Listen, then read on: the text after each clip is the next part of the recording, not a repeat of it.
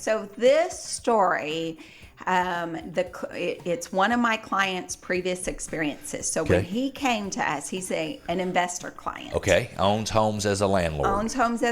Okay. Came to me. He was referred to me, and in one of our first conversations, he shared with me this property. We're about to go and list his property for lease. And in that conversation, he wanted to know what our process was. How do we double check things? What is your process? Your process for vetting the tenant and sounds to me like verifying. Yes. Okay, got it. So he had a very high level of sensitivity to that. He did. And he said in the beginning, and I didn't even know the story at the time, he said, I want you to take me through the steps. What is your process for vetting the tenant? And I took him through all the steps, and thankfully, all my steps aligned with what he was looking for, and he was very appreciative. Probably filled in for some places that things were missing in the past. I'm sorry, I'm already jumping ahead. You are, because you've been in real estate long enough. You probably know where I'm going with this. And long story short, or short story long, however you want to look at it. Previously, he had hired another agent. I don't know who. It didn't matter to me who it was. With a different brokerage. Hired somebody else in the industry to list his property for lease and locate a tenant. That other agent located a tenant. That tenant had their own agent. So had a buyer's agent. So standing between the landlord and the tenant are two realtors. Okay. A tenant's agent and a landlord's agent. And the two different brokerages? Two different brokerages. The tenant gave documentation, a driver's license and a social security number and pay stubs and all the stuff that seems legit. All the stuff that seems legit. And the social security number was run through the background check, run through the credit check. Everything was given to the landlord. The landlord approved the tenant on paper. And fast forward about 4 months, the tenant is behind and late on rent. Fast forward 6-7 months. Tenant has turned into a squatter. Tenant has not paid any rent. Won't get out.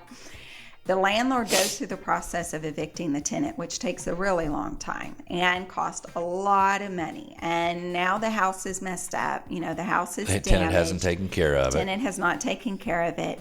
Come to find out, so in the process of evicting and the tenant leaving, the landlord, the owner of this home, has a discussion with the neighbor about the tenant. And in that discussion, they're both describing the tenant. Turns out they're describing two different people. One's talking about a man, the other's talking about a woman. Wait a minute. And the tenant that moved in was not the one that actually applied.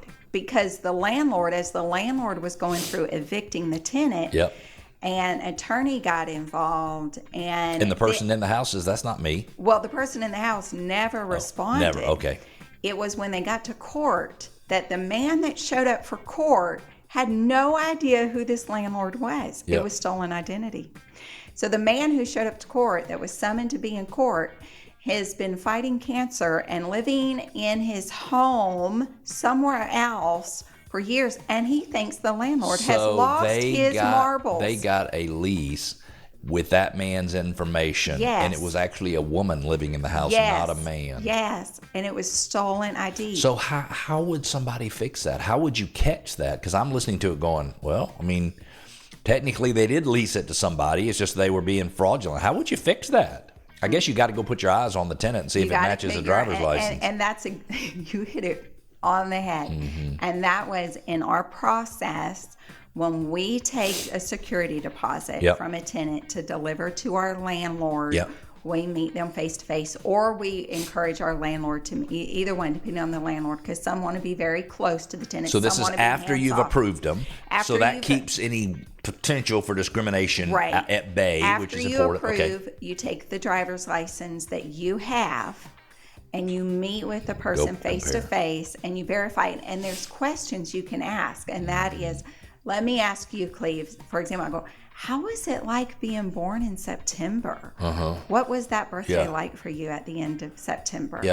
And if you say to me, "Oh, it was great," or I have, But you know the birthday on the thing is May. You know your birthday. Yeah, but the thing on the birthday on the application might be May, not September. Right. And they're not correcting you. Right. And so if you were to ask me what it was like to be born on Christmas Eve, I would answer, I know what that's like. If you ask me, I wouldn't have any idea what it was like. So put your eyes on the tenant, ask some questions to verify that they are who they say they are. And it's not for any form of discrimination. It's to make sure that the only person in that house is the one who's supposed to be there. Yes. I love it.